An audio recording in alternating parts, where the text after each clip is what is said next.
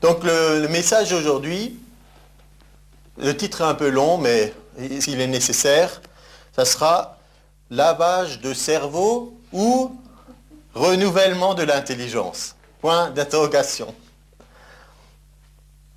Et je vais donner comme introduction une petite aventure qui m'est arrivée.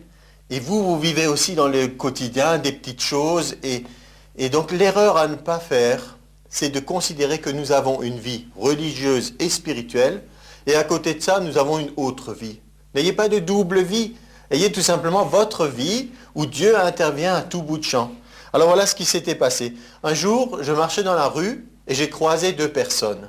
Je ne me suis pas arrêté, je n'ai pas parlé avec elles, mais simplement, comme ça vous arrive des fois, vous croisez les personnes qui étaient en train de parler entre elles et vous captez une bribe de conversation. J'ai juste entendu une seule phrase. Et une personne disait à l'autre, il disait, il vaut mieux libérer un coupable que d'avoir un innocent en prison. Alors sur le moment, j'entends cette phrase comme ça, je vais un peu plus loin, et puis cette phrase, elle était en moi, comme ça, alors je réfléchis. Et sur le moment, l'argument semblait bon. Je me suis dit, oui, il a raison. Je me suis dit un tout petit moment. Alors, selon votre orientation, si vous êtes plutôt du côté humaniste, humain, alors vous allez penser avec compassion aux souffrances que ça doit représenter. Imaginez maintenant un instant, quelqu'un est en prison. Il est innocent, il le sait. Il sait qu'il n'a rien fait. Mais on le prive de liberté, il est enfermé, et donc vous vous mettez à la place de cette personne et vous dites « Ah, c'est quand même terrible ». Et alors, qu'est-ce que vous allez faire? Vous allez dire « Il vaut mieux libérer un coupable que de voir un innocent en prison ». Par contre, si vous êtes plutôt orienté sécuritaire, on parle beaucoup de sécurité actuellement dans le monde, des gens ont peur, il se passe des choses horribles, et maintenant on le sait, on est au courant de tout, de tous les crimes qu'il peut y avoir. Alors si vous êtes plutôt dans la sécurité, alors vous allez penser avec horreur que peut-être il y a un criminel qui se promène en liberté, quelqu'un est là autour de nous, il met la population en danger, et vous allez vous dire, il vaut mieux qu'un innocent soit en prison plutôt que de risquer qu'un coupable soit en liberté. Vous voyez? C'est selon votre disposition d'esprit, vous allez vous ranger d'un côté ou de l'autre. Ça dépend du moment. Oui, ça dépend peut-être du moment, ça dépend de ce que vous aurez juste eu comme impression. Et alors que j'entendais cette phrase, dans un premier temps, j'avais envie de suivre la vie, mais quelque chose s'est produit en moi. Parce que nous avons la réalité du Saint-Esprit en nous. La Bible nous dit que l'Esprit de Dieu vient demeurer en nous. On arrive à communiquer avec lui et lui communique avec nous. Et la première façon dont il communique, tout simplement, c'est en nous donnant la parole de Dieu. Et quelque chose qui est en moi, la Bible appelle ça le bon dépôt par le Saint-Esprit. Comme quand vous faites un dépôt dans votre tirelire ou à votre banque, vous déposez quelque chose, le jour où vous en avez besoin, vous pouvez nouveau retirer quelque chose. Si vous ne faites pas de dépôt, vous ne pouvez pas faire de retrait. Et donc, vous faites par l'Esprit, quand vous lisez la parole de Dieu, vous faites un dépôt en vous. Des choses se déposent en vous. Et le jour où vous en avez besoin pour vous forger une opinion sur une situation bien précise, vous avez la pensée de Dieu. Et dans Proverbe 17,15, il est dit, celui qui absout le coupable, absolution, ça veut dire le gracie, on dit il n'est plus coupable, il ne va pas être puni. Et celui qui condamne le juste sont tous deux en abomination à l'Éternel. Alors, vous savez, ça tranche les choses, ça met en place clairement la pensée de Dieu. Alors, nous, on a souvent cette impression, un peu, on a des avis, des opinions, on penche un peu d'un côté ou de l'autre, selon ce qu'on a vécu ou selon ce qu'on a entendu. Mais là, c'est une façon simple de nous replacer sur un plan de qu'est-ce que Dieu lui-même pense. En fait, il dit, il n'y a pas à choisir entre l'une ou l'autre option. Il faut tout simplement se placer sur une position qui est la position de la justice de Dieu. Et il n'accepte pas qu'un coupable reçoive l'absolution, ni qu'un juste soit condamné. Et ça nous oblige alors non pas, comme beaucoup le font, à essayer de ramener Dieu à notre niveau, mais nous venir là où Dieu est, apprendre à voir les choses comme il pense. Donc il n'y a pas à raisonner simplement d'une façon humaine, il faut apprendre à nous ranger sur l'avis du Créateur, sur celui qui est l'architecte de l'univers, celui qui a tout conçu. Et c'est possible. Donc ça, c'était juste en introduction pour qu'on réalise qu'il y a cette bataille, des fois, dans nos pensées, où on ne sait pas exactement quel avis je dois avoir, de quel côté je dois me ranger. Et donc, dans une première partie, je voudrais simplement qu'on raisonne et qu'on réfléchisse sur ce qu'on appelle, en latin, il y a une expression qui s'appelle le statu quo. Statu quo, tout le monde a entendu cette expression déjà, ça veut dire c'est l'état actuel des choses. Il y a une situation, par exemple, on ne s'est pas mis d'accord, on reste comme on est, on dit c'est le statu quo, on ne bouge plus.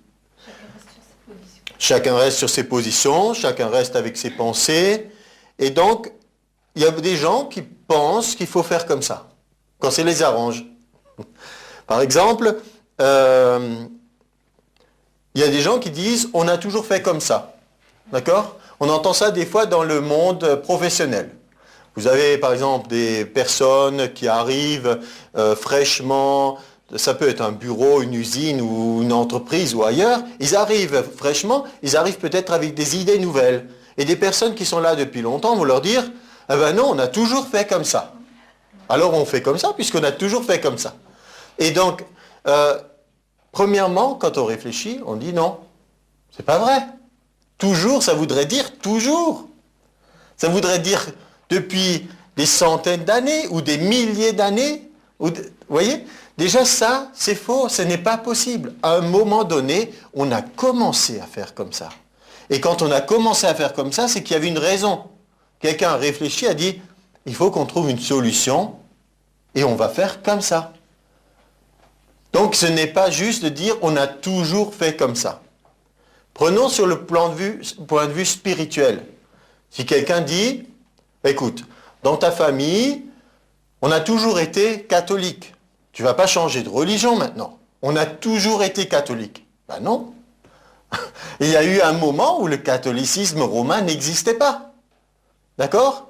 Si on regarde loin en arrière, je ne sais pas d'où sont vos origines, mais si on dit nos ancêtres, les Gaulois, qui étaient des grands guerriers blonds avec des tresses, nos ancêtres, les Gaulois, à un moment donné, il n'y avait pas de catholiques et il n'y avait pas de chrétiens. Il y avait dans cette région où nous sommes, il y avait les Celtes qui avaient des religions différentes. Donc on ne peut pas dire tu dois rester comme ça parce que tu as toujours été comme ça. Ta famille a toujours été comme ça. Ce n'est pas vrai. À un moment donné, ça a commencé. Quand les premiers chrétiens qui venaient de milieux juifs sont devenus chrétiens, ils ont été persécutés parce qu'on leur a dit « Vous trahissez la religion de vos pères ». Mais la religion juive a eu son origine à un moment donné. Elle s'est formée, elle s'est structurée. On ne peut pas dire « Tu restes comme ça parce qu'on a toujours été comme ça ». Ce n'est pas vrai. Et donc si vous l'étendez à vos croyances ou à vos pratiques, à un moment donné, vous devez avoir le droit de changer des traditions, si vous le voulez, pour de meilleures traditions. Ça deviendra de nouveau une tradition. Si vous dites on a toujours fait comme ça, ben moi je dis, autrefois on avait toujours un sapin de Noël qu'on coupait dans la forêt, on a toujours fait comme ça. Sauf que maintenant, on n'a plus de forêt, on n'a plus d'endroit où le couper. Donc il faut qu'on trouve une autre solution. Alors on peut par exemple en acheter un qui soit en plastique, qui soit made in China, et puis on change la tradition. Donc pour ceux pour lesquels il y a des choses secondaires qui deviennent très très importantes. Et alors on pourrait se battre sur quel est le vrai sapin de Noël. J'ai entendu dernièrement que la tendance sapin de Noël cette année était donc avec des couleurs et des teintes qui soient argentées et du bleu. Et donc une dame avait dit non, elle va le faire en marron et en doré.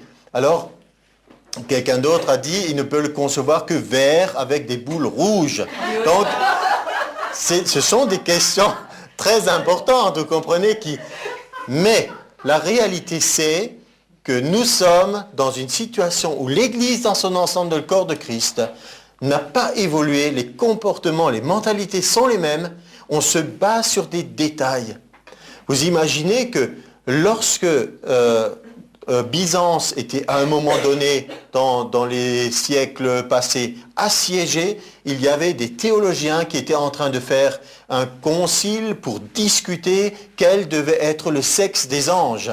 Est-ce qu'ils étaient masculins ou féminins? C'était très important. Et ça a donné l'expression byzantin, qui veut dire des questions oiseuses qui n'ont pas d'importance. Quelque chose qui est complètement hors de propos. Donc pour nous maintenant, le défi c'est que chaque fois que nous sommes confrontés à la parole de Dieu, est-ce que ça nous renvoie vers des choses vraiment importantes, essentielles aux yeux de Dieu, ou est-ce que ça nous envoie vers des choses où l'apôtre Paul disait « évite les discussions de mots qui ne servent à rien, qui n'édifient pas ». C'est comme un moment, nous croyons qu'il y a une réalité pour le chrétien de passer par les eaux du baptême, de s'identifier à la mort de Christ. Et un jour, on voulait confronter un homme, on a dit, quelle est la vraie forme de baptême? Est-ce qu'il faut plonger les gens dans l'eau ou est-ce qu'il faut les asperger? Il a dit, ce qui m'importe, ce n'est pas tellement la quantité d'eau qu'on utilise, mais quelle est la vraie nature de la transformation qu'il y a dans le cœur des chrétiens. Et il disait, j'aimerais bien qu'on utilise l'eau pour laver la bouche des chrétiens, pour qu'après, ils ne soient plus en train de mentir ou de dire des choses qui ne conviennent pas. Donc, quelles que soient maintenant les certitudes que nous avons sur une réalité du baptême par immersion, ne perdons pas le sens des choses. Et là aussi, pour nous, à un moment donné, quand on peut l'identifier, on dit non, on refuse le statu quo. On refuse que dans une situation, dans une église, dans un chrétien, on dise « il est comme ça ». Il a toujours été comme ça, il ne changera pas. Je plains les pauvres personnes qui aimeraient qu'une personne proche d'eux puisse découvrir la vie en Jésus, se convertir. Mais toujours on entend « il est comme ça, il est dur, il ne veut rien entendre, ou elle ne veut pas, il ne veut pas changer ». Et on dit ça encore et encore et encore. C'est le statu quo, on maintient les choses dans l'état. Et nous sommes appelés justement à maintenant apporter quelque chose de nouveau. Autre illustration, pour ce qui concerne les enfants. Je me rappelle toujours un ami d'enfance, moi j'avais déjà une certaine foi, et il y a des choses où je me posais des questions, mais lui il avait une position très ferme à l'époque, bien que nous ayons fait la confirmation ensemble, il disait « quand j'aurai des enfants plus tard, je ne les enseignerai pas dans la foi chrétienne, je les laisserai choisir plus tard ce qu'ils veulent ». Il ne s'agit pas pour nous, c'est là qu'on arrive tout doucement dans notre sujet du lavage de cerveau, il ne s'agit pas de faire pression psychologiquement sur nos enfants. Il ne s'agit pas de les endoctriner et de leur rabâcher encore et encore des doctrines jusqu'à ce qu'ils soient bien formatés. Il s'agit simplement de leur donner assez d'informations pour qu'ils puissent choisir. Si on n'a rien entendu, on ne peut pas choisir. Pour pouvoir se forger une opinion, pour pouvoir adhérer à quelque chose, il faut en avoir entendu suffisamment. Moi, je n'ai pas peur de partager avec des enfants ou avec mes enfants les croyances d'autres personnes. Je ne me sens pas menacé. Je peux partager ma foi chrétienne et je peux dire, vous savez, il existe d'autres religions, voilà ceux qu'ils croient. Pour autant que je sache, je ne connais pas toutes les religions du monde entier en détail, mais je sais les grandes lignes. Je peux l'expliquer. Et je peux expliquer pourquoi j'ai choisi de suivre Jésus. Pourquoi j'ai choisi que lui est pour moi le chemin, la vérité, la vie. Mais, par exemple, maintenir le statu quo, ne pas les enseigner, ne leur donne plus tard aucun choix. Donc il faut leur communiquer quelque chose, leur transmettre quelque chose. Et dire on maintient les choses dans le statu quo, si quelques-uns peuvent vivre dans une petite bulle à l'abri du reste du monde, parce qu'il y a peut-être quelques personnes, pour eux ça va bien, ils ne voient pas pourquoi les deux choses devraient changer. Pour nous, nous ne sommes pas appelés à avoir ce genre de comportement d'autruche. Vous savez quel est le comportement de l'autruche? D'habitude, Voilà, on définit cet oiseau comme étant capable de mettre sa tête dans le sable et de se cacher du reste des choses. Mais la Bible nous dit plus sur l'autruche. Alors, si vous voulez apprendre des choses sur l'autruche, on va prendre ensemble Job au chapitre 39 et on va apprendre des choses passionnantes sur l'autruche. Et en particulier, des fois, vous vous rendez compte qu'il y a des animaux qui ont un corps très très grand et il y a une toute petite tête. Donc on se dit la taille du cerveau doit aussi être petite, mais parce que Dieu leur a donné simplement ce qui leur est nécessaire. Un peu d'instinct, de survie, une capacité de se nourrir, de se reproduire, et ça leur suffit pour le monde animal dans lequel ils évoluent. L'autruche n'a pas de problème psychologique pour demander quelle est sa place dans le monde. Le singe ne se pose pas de questions sur son origine. Il ne se demande pas s'il descend de l'homme. L'homme se pose des questions s'il descend d'un singe ou d'un poisson. Mais à l'inverse, ça n'arrive pas. Le monde animal a compris, chacun a compris où était sa place dans l'écosystème. Il n'y a que l'homme qui se pose des questions parce qu'il est différent justement du règne animal. Il est créé à l'image de Dieu. Voilà pourquoi. Et donc, qu'est-ce qu'on a vu de l'autruche? Tout le monde a trouvé Job 39. À partir du verset 16... L'aile de l'autruche se déploie joyeuse. On dirait l'aile, le plumage de la cigogne. La cigogne est montrée en exemple. Et un peu de fierté rejaillit sur l'Alsace qui a choisi cet emblème de ce bel oiseau. Mais l'autruche, alors qu'est-ce qu'elle fait? Elle abandonne ses œufs à la terre. Elle les fait chauffer sur la poussière et elle oublie que le pied peut les écraser, qu'une bête des champs peut les fouler. Elle est dure envers ses petits comme s'ils n'étaient point à elle. Elle ne s'inquiète pas de l'inutilité de son enfantement. Car Dieu lui a refusé la sagesse, il ne lui a pas donné l'intelligence en partage. Quand elle se lève et prend sa course, elle se rit du cheval et de son cavalier. Ça veut dire que Dieu lui a donné la capacité de trouver son salut dans la fuite et dans la course. Mais il ne lui a pas donné ni intelligence ni sagesse. Donc quand je dis n'imitons pas l'autruche, ça veut dire nous ne sommes pas appelés à nous cacher simplement, ignorer le reste du monde, ignorer comment les choses sont en train de se passer. Nous ne pouvons accepter le statu quo. Parce que le statu quo tel qu'il est maintenant, ça veut dire que des millions de personnes sont actuellement en train de souffrir, de mourir, de toutes sortes de choses, et nous ne ferions rien et on dirait non ça va, on peut continuer comme ça. Non. Si on continue comme ça, le mal va empirer. Nous sommes l'Église de Jésus-Christ. Nous sommes appelés à faire non seulement contrepoids, mais gagner du terrain sur la mort, la destruction, de toutes sortes de choses. Nous devons croire pour le rachat et la rédemption de la planète Terre et de tous ceux qui sont dessus.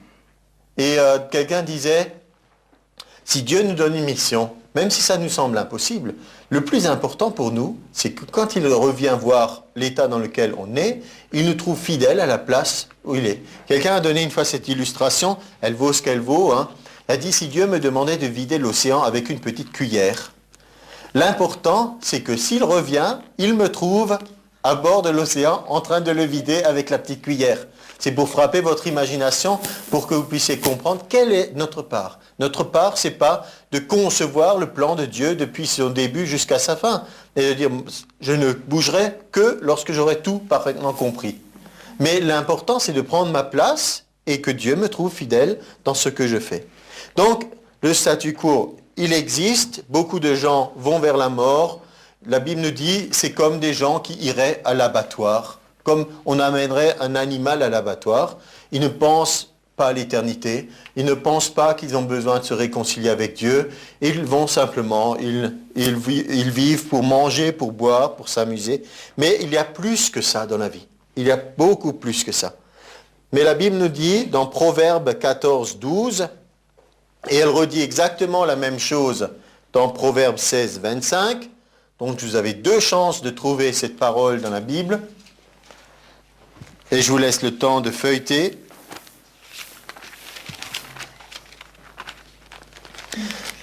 Verset très important pour nous à méditer. Ça va, vous avez au moins trouvé une des deux références. Telle voix paraît droite à un homme, mais son issue, c'est la voie de la mort. Il y a des situations où les gens pensent, mais tout va bien pour moi, tout va bien pour ma vie, je suis dans la bonne direction, j'ai pris les bonnes décisions. Mais à un moment donné, il faut qu'on ait une référence extérieure à nous. Il faut qu'on ait une référence qui aille au-delà de juste mon champ de perception. Je peux être étroit d'esprit, avoir une vue courte. Hein, et donc j'ai besoin de voir où est-ce que ça va me mener à la longue. Vous savez, si l'océan est immense, je suis des fois émerveillé quand je vois ces courses de voiliers, de toutes les façons dont ils dirigent ces bateaux, parce que où vous seriez maintenant, au bout d'un moment, sur l'océan, on peut complètement perdre le sens de l'orientation. Vous ne savez plus où est le nord, le sud, etc. Je ne vous parle pas qu'il y ait le soleil ou des étoiles pour vous guider. Imaginez, vous êtes là, l'océan, vous ne savez même plus dans quelle direction aller. Vous pourriez vous égarer pendant des mois dans un sens, puis dans l'autre, et tourner en rond, etc. Donc il y a besoin à un moment donné de pouvoir voir plus loin, de voir où est-ce que ça va vous mener.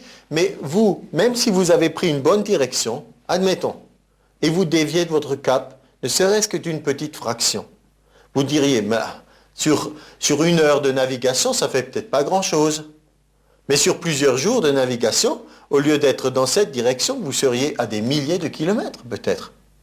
Donc, l'important, c'est de réaliser pour notre vie aussi. On a une voie, on pense que c'est la voie droite, mais la Bible nous dit, des fois, on peut penser que c'est la voie qui est droite, mais son issue, c'est la voie de la mort. Donc, il y a besoin qu'on trouve de nouveau une référence qui soit stable, qui soit comme notre boussole, où la parole de Dieu peut nous diriger. Alors, il faut qu'il y ait cette prise de conscience que sans Christ, je suis perdu. J'ai besoin de lui. Il nous a été donné la parole de Dieu, la parole vivante, pour qu'on puisse diriger notre vie.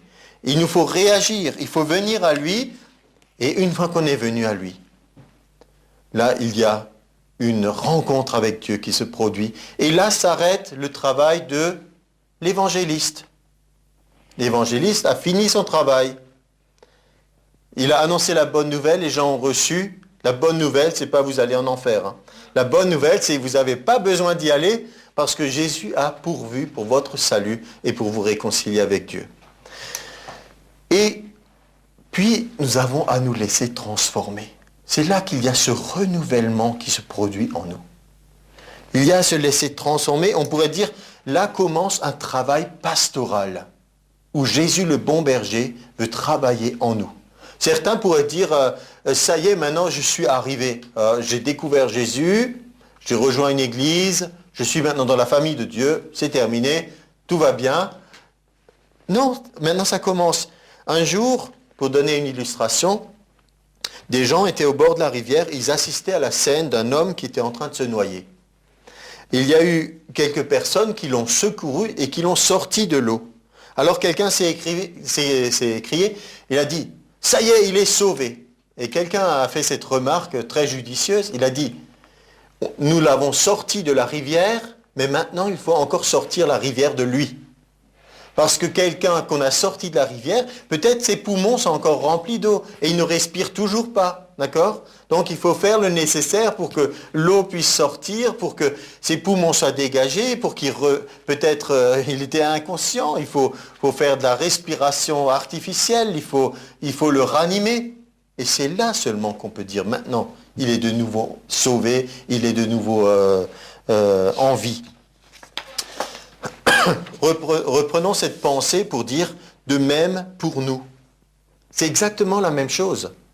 On a été sauvés. La Bible nous dit même dans Galates chapitre 1, c'est écrit, Jésus-Christ nous a arrachés du présent siècle mauvais. Arrachés, c'est un terme fort, c'est violent. C'est-à-dire qu'on était emprisonnés, on était pris, il nous a arrachés. On va voir exactement l'expression parce que je veux vous montrer absolument que toutes ces choses peuvent être trouvées dans la parole de Dieu. Galates 1, au chapitre 1 et au verset 4. Notre Seigneur Jésus-Christ, qui s'est donné lui-même pour nos péchés, afin de nous arracher du présent siècle mauvais, selon la volonté de notre Dieu et Père. Et donc, qu'est-ce qu'il a fait? Quand il nous a arrachés, il nous a sauvés, il nous a fait entrer dans le royaume de Dieu pour qu'il se produise quelque chose en nous maintenant. Pour que nous soyons capables de vivre dans notre nouvel environnement. On peut dire l'environnement qu'on avait avant, l'homme qui est dans la rivière, c'est un environnement qui lui est fatal. L'homme n'est pas fait pour vivre dans l'eau, hein. Il n'a pas des branchies, c'est les poissons qui vivent dans l'eau. Et donc, quelle est la situation pour un homme qui est dans l'eau? Ben, c'est la mort. Son issue, c'est la mort. Donc, il faut le sortir de cette situation et maintenant, il faut qu'il vive dans un nouvel environnement. Le nouvel environnement, c'est de respirer l'air pur. De la même façon, on peut dire, nous sommes arrachés du siècle présent pour vivre dans le royaume de Dieu. Le royaume de Dieu, ce n'est pas un endroit bizarre ou mystique. C'est simplement la planète Terre où il y a des gens qui vivent en relation avec Dieu et d'après les principes de son royaume. Un des principes les plus simples et les plus connus, c'est de marcher dans l'amour les uns avec les autres. Donc, maintenant, nous vivons cet environnement nouveau, mais maintenant, il nous faut apprendre comment ça marche. Quelles sont les lois du royaume? Comme on a déjà cité cet exemple des fois. Si vous venez chez nous d'un autre pays avec une autre culture, vous allez peut-être découvrir des choses, ne serait-ce qu'en étant à table et comment les choses se passent, qui vont vous surprendre. C'est un autre environnement. Et maintenant, pour nous, on ne naît pas chrétien avec un instinct où on sait tout faire, qui peut plaisir à Dieu, et on a besoin de l'apprendre. La Bible appelle ça le renouvellement de l'intelligence. Romains 12, on va prendre Romains 12, chapitre 12, versets 1 et 2.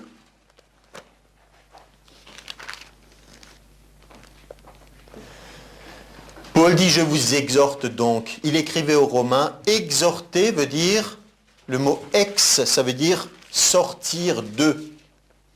Extérieur, c'est ce qui est dehors. Intérieur, c'est ce qui est ici. Donc, je vous exhorte, au travers des paroles que je vous donne, je veux vous amener à sortir de certaines choses. Donc, par les compassions de Dieu, je vous demande, je vous encourage à offrir vos corps comme un sacrifice vivant, saint, agréable à Dieu, ce qui sera de votre part un culte raisonnable. Regardez maintenant, nous avons dit qu'il y a certaines choses que nous croyons et certaines choses que nous voyons dans le monde. Des personnes qu'on amène à se suicider en faisant exploser des bombes pour tuer d'autres gens est complètement à l'opposé de la pensée de Dieu. Dieu, quel que soit le nom qu'on lui donne, ne peut jamais encourager les gens à faire ça. Et ici, nous voyons dans la Bible clairement, qu'est-ce que nous devons faire comme offrir un sacrifice vivant? Ce n'est pas un sacrifice où on se tue, c'est un sacrifice vivant où on offre par notre vie d'aider les autres et de donner un culte à Dieu de cette façon. Offrir un sacrifice vivant, saint, agréable à Dieu. Et ce sera de votre part un culte raisonnable. Ça veut dire que tout le monde peut comprendre, ça a du sens. Qu'une personne donne sa vie dans le sens de se consacrer pour les autres, ça a du sens. De se tuer pour détruire n'a pas de sens. C'est à l'opposé. Donc il y a là une confrontation. Et au verset 2, il est dit, ne vous conformez pas au siècle présent. Ce siècle présent dont le Seigneur Jésus nous a arrachés, ici la Bible nous dit, ne vous conformez pas. Ne faites pas comme eux. Oui, la version parole vivante, on va y arriver. Soyez transformés par le renouvellement de l'intelligence, afin que vous discerniez quelle est la volonté de Dieu, ce qui est bon, agréable et parfait. Et alors là, on va prendre le temps de lire dans cette version, et ça va vous parler encore plus, mais simplement pour que vous commenciez déjà à réaliser que la Bible et la parole de Dieu ne nous encouragent pas du tout à faire du travail de destruction de gens, de lavage de cerveau, mais que le renouvellement de l'intelligence est au contraire une ouverture d'esprit, une nouvelle compréhension des choses. Comme Romains 12 ici, on nous a dit, laissez-vous transformer par le renouvellement de l'intelligence. Une autre version dit, adoptez une nouvelle façon de voir le monde qui vous entoure. Et ici, ça c'est une transcription ça s'appelle la parole vivante, et donc il amplifie un petit peu. Voilà ce qu'il dit sur les 2 versets.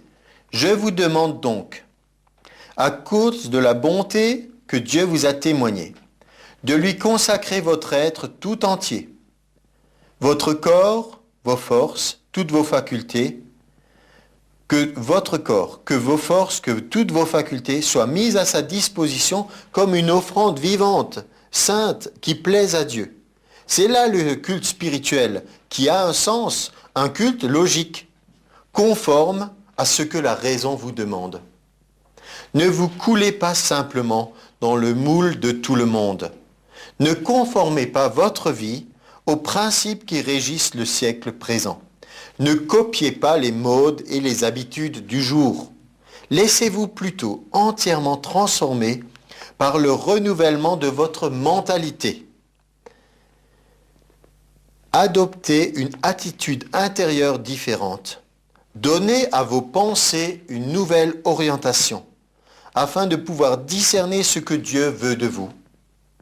Ainsi vous serez capable de reconnaître ce qui est bon à ses yeux, ce qui lui plaît et qui vous conduit à une réelle maturité.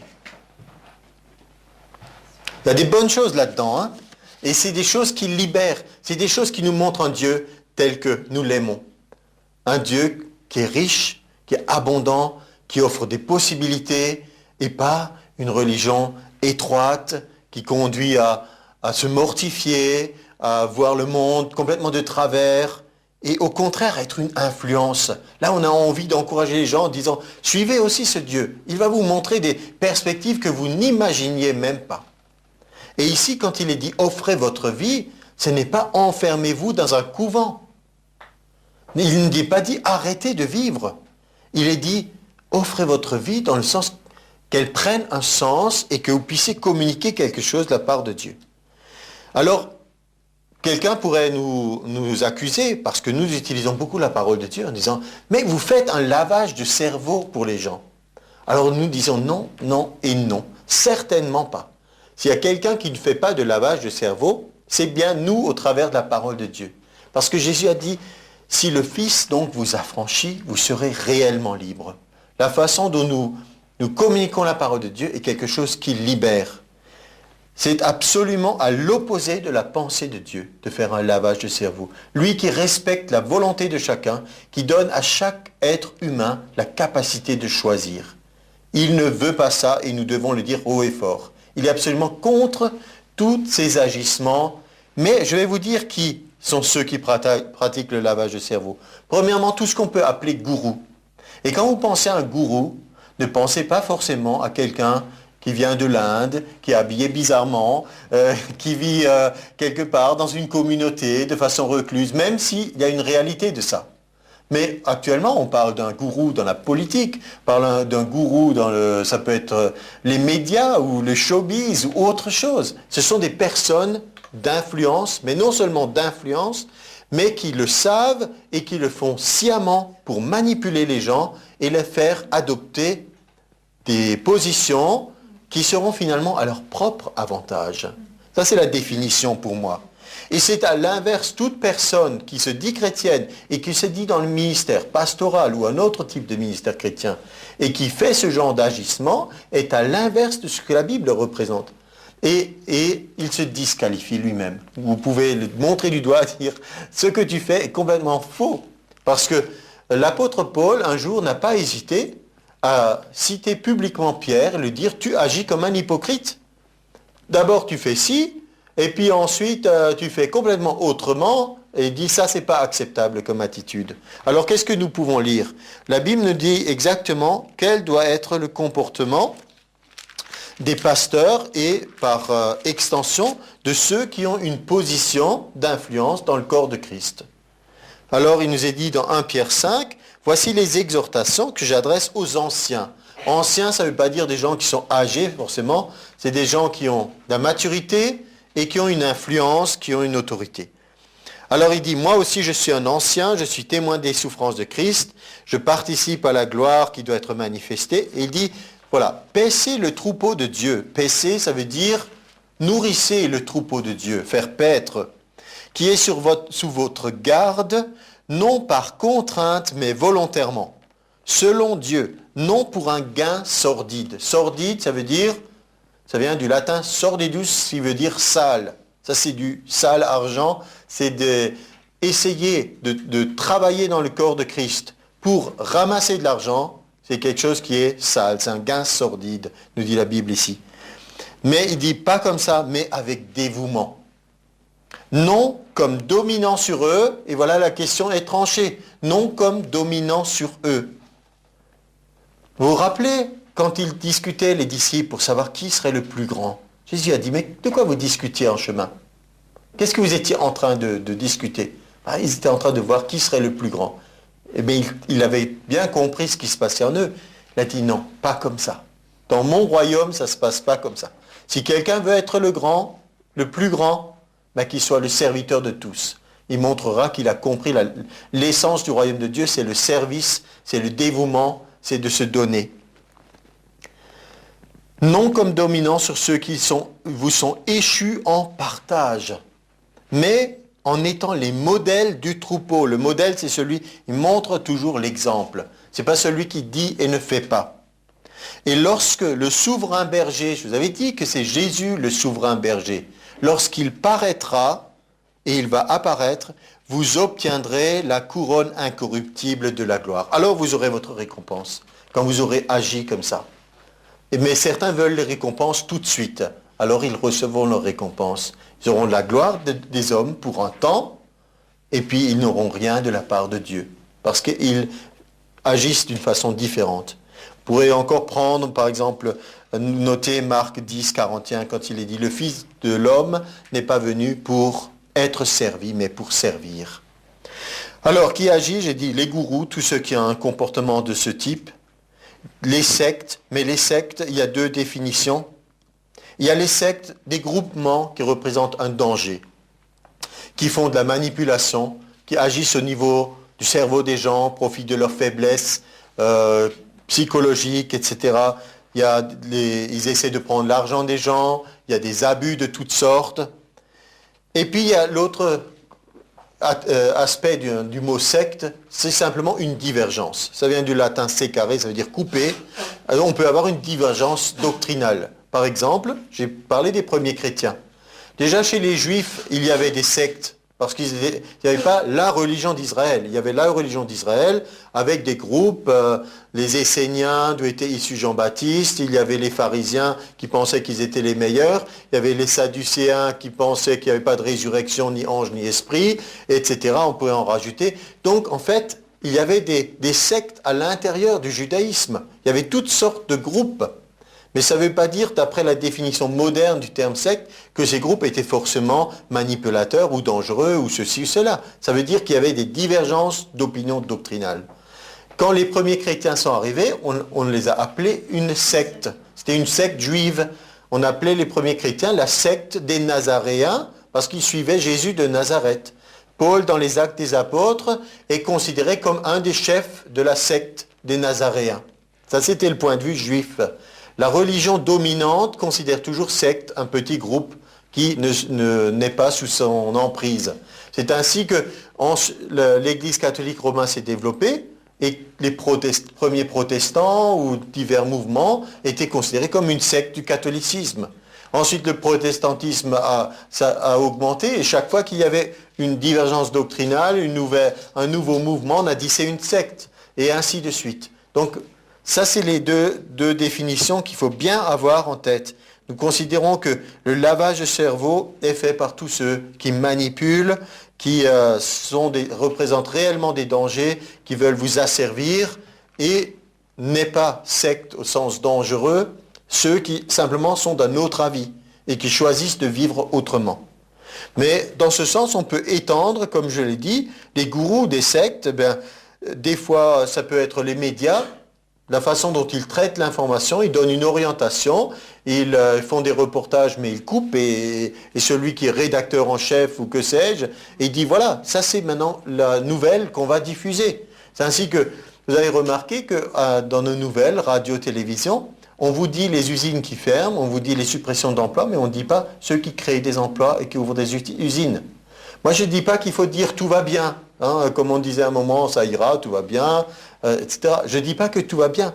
Mais peut-être que si on diffusait aussi quelques infos positives, ça pourrait donner des idées à des gens en disant, tiens, même moi aussi, je pourrais créer à l'autre bout du pays, ça pourrait communiquer des idées, au lieu de sombrer tous dans la morosité, dans les choses négatives et dans la peur de l'avenir. On n'entreprend pas en ayant peur de l'avenir. À un moment donné, il faut du courage, hein.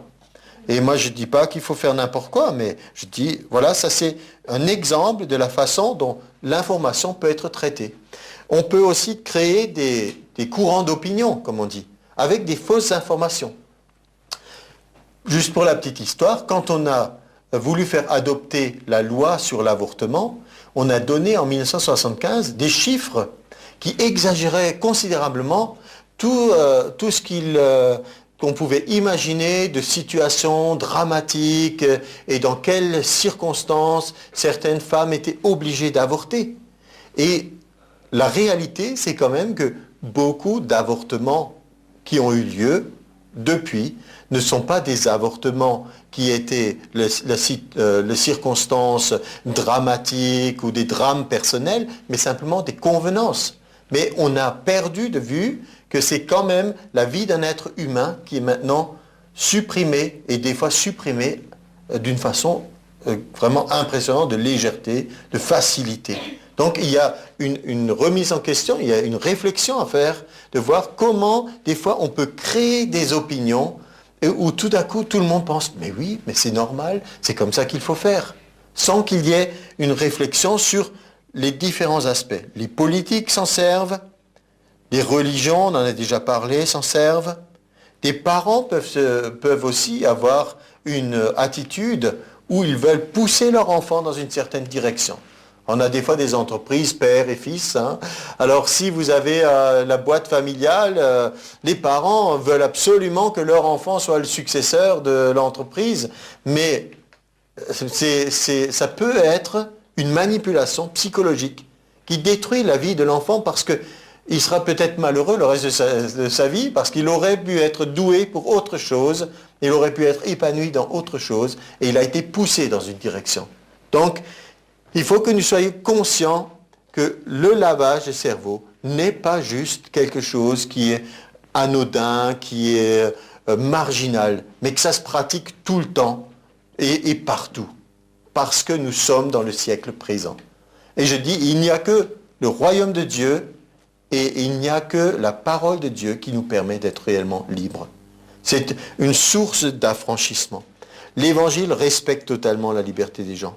Je ne dis pas la pratique telle qu'elle est toujours, hein, parce qu'elle n'est pas irréprochable. Mais l'Évangile, si on revient à la base, si on revient à la volonté de Dieu, et c'est ce que nous voulons faire, et ça sera ma troisième dernière partie, le renouvellement de l'intelligence. On a lu ensemble dans Romains 12 toutes ces pensées, et je voudrais que vous soyez convaincus que les voies du Seigneur ne sont pas impénétrables. Comme on le dit. Encore, la Bible dit bien que les voies du Seigneur ne sont pas impénétrables.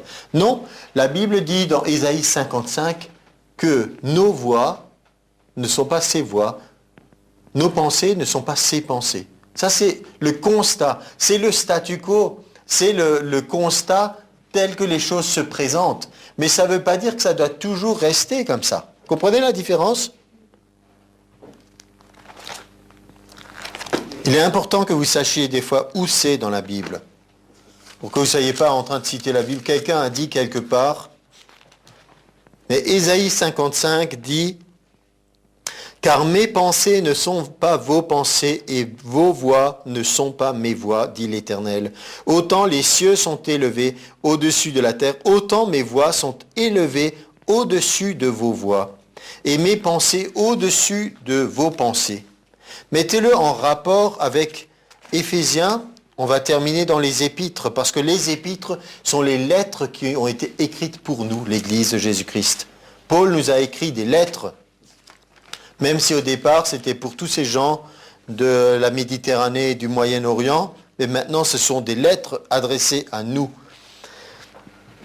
Éphésiens 3,20 nous dit « Or à celui qui peut, par la puissance qui agit en nous, faire infiniment au-delà de tout ce que nous demandons ou pensons, à lui soit la gloire dans l'Église en Jésus-Christ, dans toutes les générations, au siècle des siècles. Amen. » Il nous est dit nos voix et ses voix sont très loin l'une des autres. Mais ça veut dire que si elles sont au-delà, maintenant il nous amène aussi à ce que nos pensées, nos voix puissent s'ouvrir, puissent s'élever.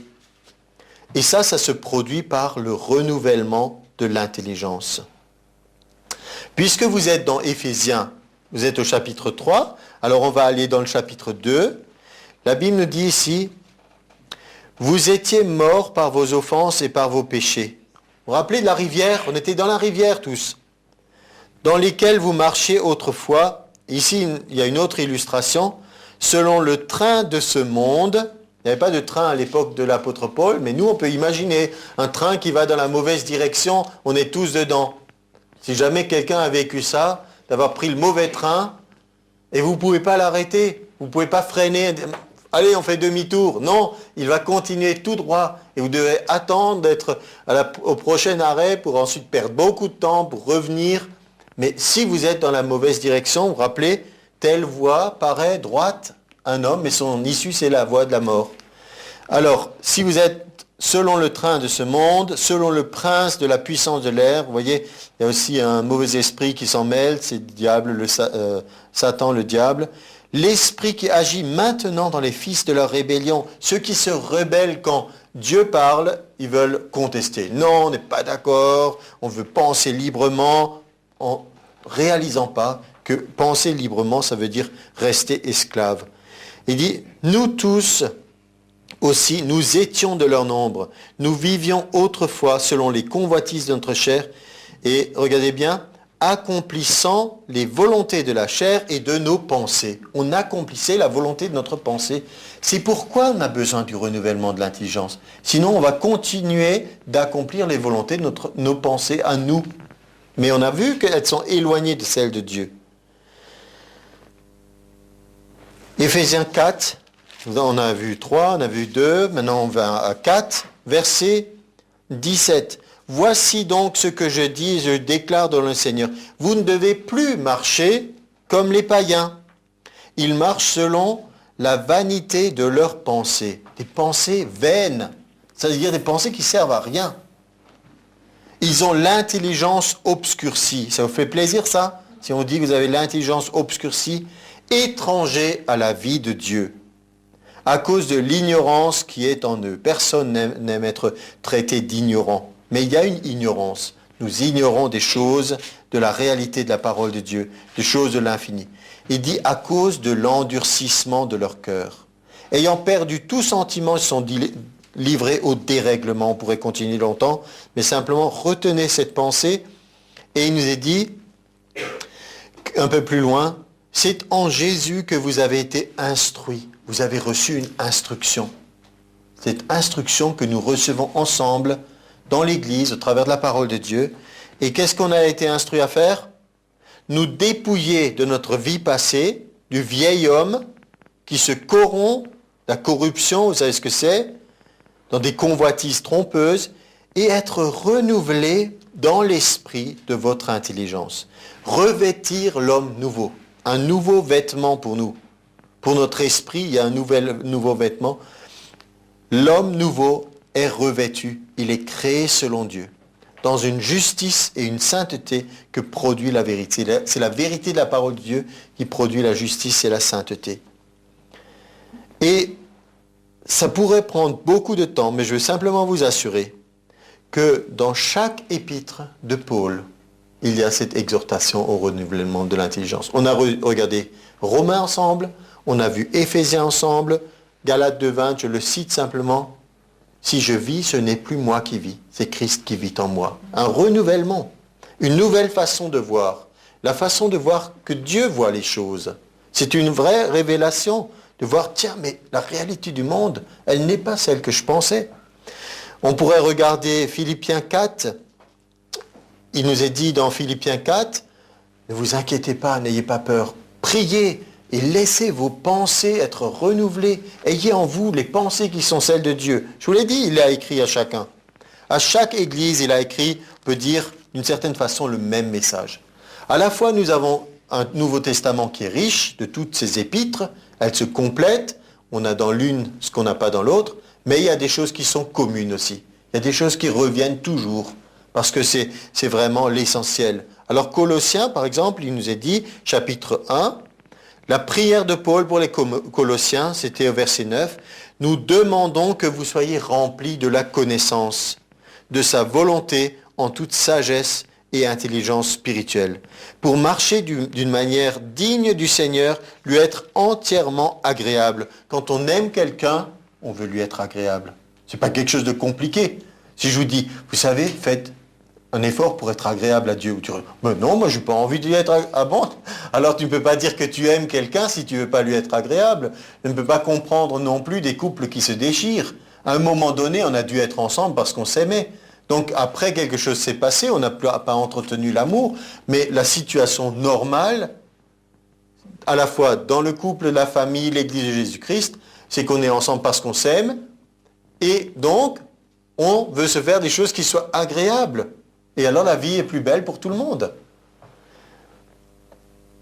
2 Timothée 3,16, ça c'est un verset particulier, il est dit « Toute écriture est inspirée de Dieu et utile ». Tout le monde peut dire ça? Toute écriture est utile. Et elle est inspirée de Dieu et utile pour faire 4 choses. Enseigner, convaincre, corriger et instruire dans la justice. Dans un premier temps, on a enseigné.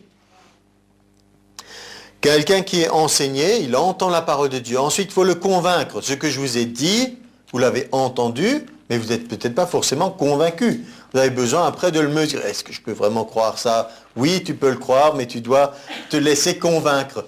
Et ensuite, il nous est dit que, on a dit que de temps en temps, la voie qu'on peut prendre, elle est une voie qui conduit vers la mort.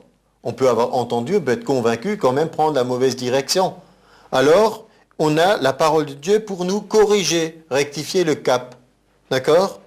Et ensuite, instruire, ça veut dire, quelqu'un qui est instruit, il sait redonner le contenu de la leçon.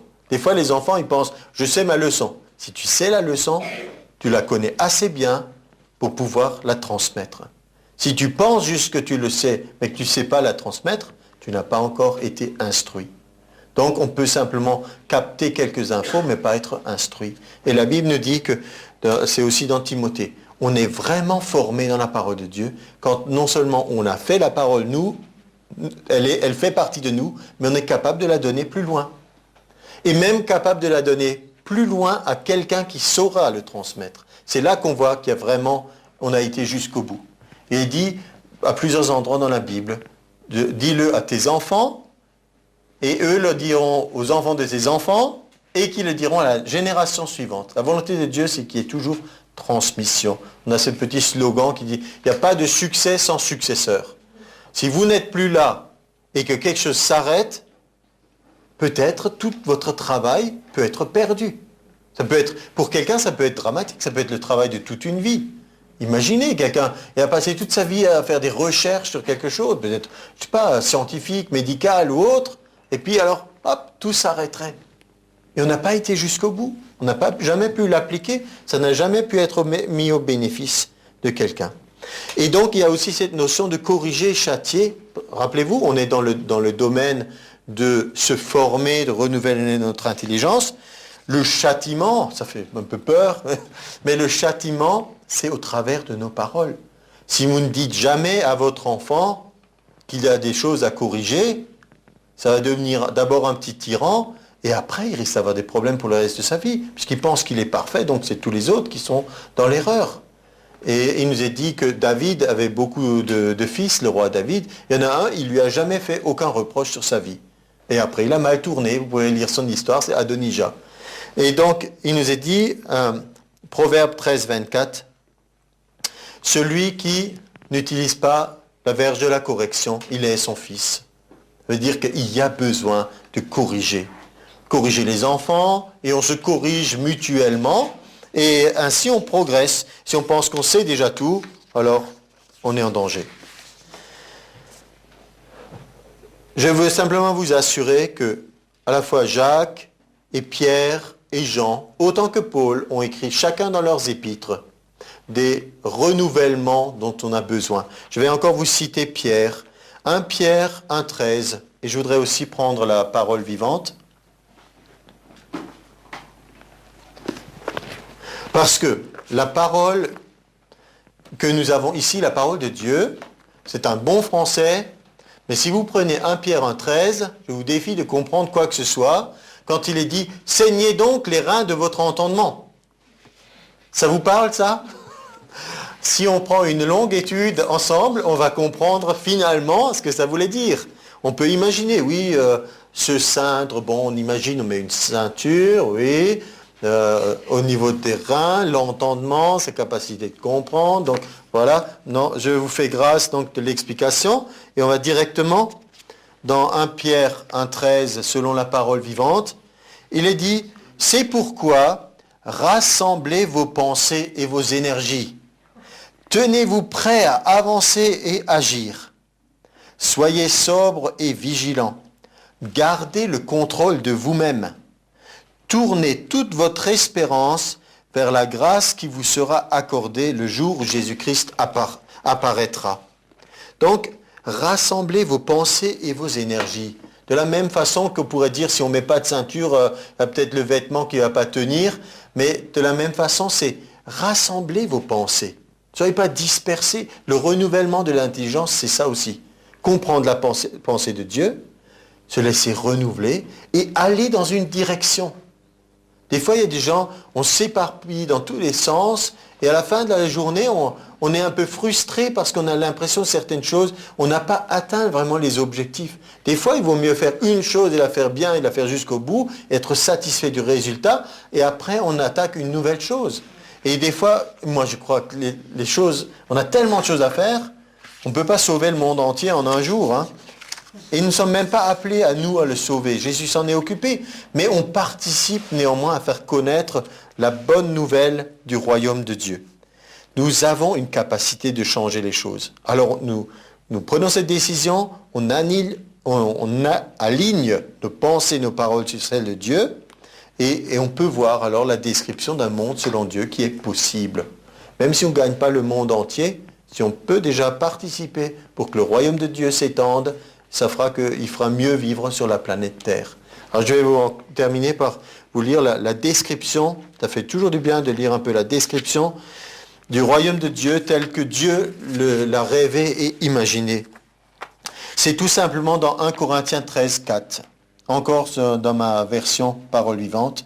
Imaginez, voilà où vous en êtes, dans vos relations, couple, famille, professionnel, famille éloignée. Imaginez maintenant le monde tel que Dieu a prévu qu'il soit. Celui qui aime, il est patient. Il sait attendre. Son cœur est largement ouvert aux autres. Il est serviable, plein de bonté et de bienveillance. Il cherche à être constructif et se plaît à faire du bien aux autres. L'amour vrai n'est pas possessif. Il ne cherche pas à accaparer. Il est libre de toute envie. Il ne connaît pas la jalousie. Lorsqu'on aime, on ne cherche pas à se faire valoir. On n'agit pas de manière présomptueuse. Celui qui se rengorge, s'étale et s'enfle d'orgueil n'est pas inspiré par l'amour. Aimer, c'est agir avec droiture et tact. L'amour prend des égards, évite de blesser ou de scandaliser. Il n'est pas dédaigneux. Celui qui aime ne saurait agir à la légère ou commettre des actes inconvenants. Aimer, c'est ne pas penser d'abord à soi, chercher son propre intérêt, insister sur ses droits. L'amour n'est pas irritable, il ne s'aigrit pas contre les autres, il n'est pas susceptible. Quand on aime, on ne médite pas le mal et on ne le soupçonne pas chez les autres. Si on subit des torts, on n'en garde pas rancune. Découvrir une injustice ou voir connaître le mal ne fait pas plaisir à celui qui aime. Il se place du côté de la vérité et se réjouit lorsqu'elle triomphe. L'amour couvre tout, il souffre, endure et pardonne. Il sait passer par-dessus les fautes d'autrui. Aimer, c'est faire confiance à l'autre et attendre le meilleur de lui. C'est espérer sans faiblir, sans jamais abandonner. C'est savoir tout porter, tout supporter. L'amour n'aura pas de fin. Ça sera la fin pour aujourd'hui. Mais Jésus n'est pas un utopiste. Contrairement à comment il s'appelait, celui de John Lennon des Beatles, qui a fait cette chanson du rêveur, imagine un monde merveilleux, etc. Ça, c'est pas l'imagination d'un homme, c'est pas quelqu'un qui est un rêveur ou un utopiste, c'est la réalité de la nature de Dieu. Et son royaume, il ressemble à ça. Et on y est déjà, mais on ne le voit pas parfaitement. Un jour, on le verra parfaitement. En attendant, on peut jour après jour renouveler notre intelligence par la parole de Dieu et nous laisser conformer à son image. Amen. Au travail. Et ce n'est pas pénible. Ce n'est pas pénible et on voit des bénéfices immédiats dans la marche dans l'amour. Parce que ce qu'on sème, on le récolte. Bon dimanche à tous.